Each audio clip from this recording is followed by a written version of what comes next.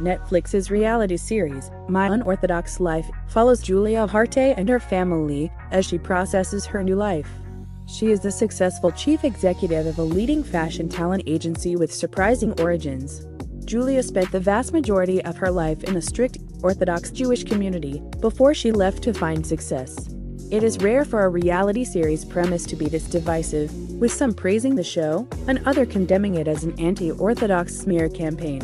My Unorthodox Life has one season, 9 episodes, and premiered on July 15, 2021. Julia Haart and her adult children live their lives, but they also spend plenty of time reflecting upon their histories. Julia is no longer religious. Her eldest daughter, who was married at 19 just days before Julia left the community, is still devout. Before leaving the Yiddish Heimsche community, Julia felt locked in a battle of wills for years. Not permitted to get any real education or job training, she sold insurance in secret to save up money to divorce her husband and leave. She put it off for years, afraid of losing her children in the split, but Julia knew that she wanted a different life. 8 years later, Julia is married to an Italian entrepreneur. Her 20-year-old daughter, Miriam, shares her mother's views and is not religious. She is a university student and is proud of her bisexual identity, very conscious that she would still be closeted if she had remained where she was born. On the show, Julia repeatedly discusses how her gender was presented to her growing up in this community. From education to how she was supposed to dress to her role in marriage, to being forbidden to sing or ride bicycles, being a woman meant being treated worse. She characterized this as akin to living in the 1800s. The series features disagreements within Julia's family over how to process their new life in contrast to the old. For example, the pilot shows Julia's eldest daughter speak of taking baby steps in independence, not wanting to give her husband culture shock. Julia found that baffling. Meanwhile, her younger daughter told her sister that getting married as a teen had clearly held her back. So why is this controversial? The show has received a lot of praise from critics.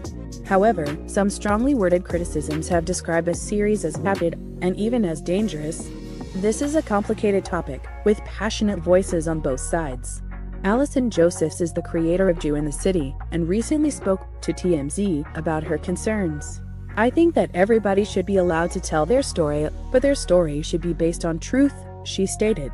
And the reality is that Julia Haart is not telling her story, Alison accused. She's talking about a much more Hasidic life that she never actually lived. The fact that she called an entire community fundamentalist when people from this community are being attacked on the street really endangers Jews, Alison insisted. There are incidents of Hasidic Jews being attacked in public in various violent, hate crimes.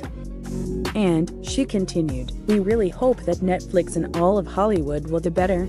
People are devastated because there are issues in the community and we can't pretend that there's not.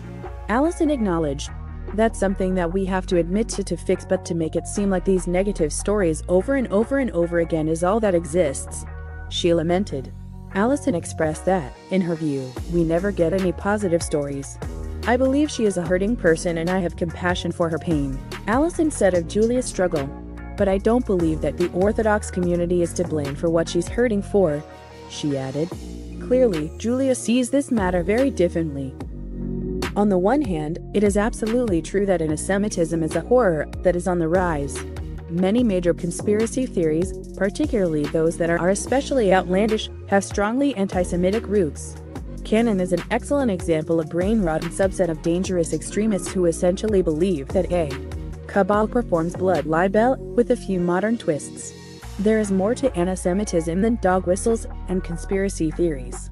Jews are a marginalized religious and ethnic minority who are all too often easy targets for hateful bigots. Some of those bigots are violent and will hold up any bad example in order to further condemn an entire, diverse community. But is Julia somehow lending aid and comfort to anti-Semitic bigots when she shares her lived experiences? She's not a woman who dated a Jewish guy for a few weeks and then made a show about how it's not for her. Julia is telling the story of her real life, which she lived for 42 years before leaving it all behind. She's also Jewish.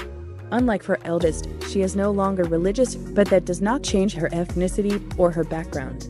Telling one's own lived experiences can be misused for bigoted ends. But it's difficult to argue that this Jewish family is promoting anti-Jewish sentiments. Julia was not raised in a lone cabin in the woods by some crazed cultists. She was raised in an established, deeply Orthodox community. Telling her story may be painful for her, a woman who contemplated suicide before she ultimately left, and also for others watching it, but it's her story to tell. At the end of the day, we all have the right to share our life stories. But religious minorities also have every right to discuss how their communities are portrayed.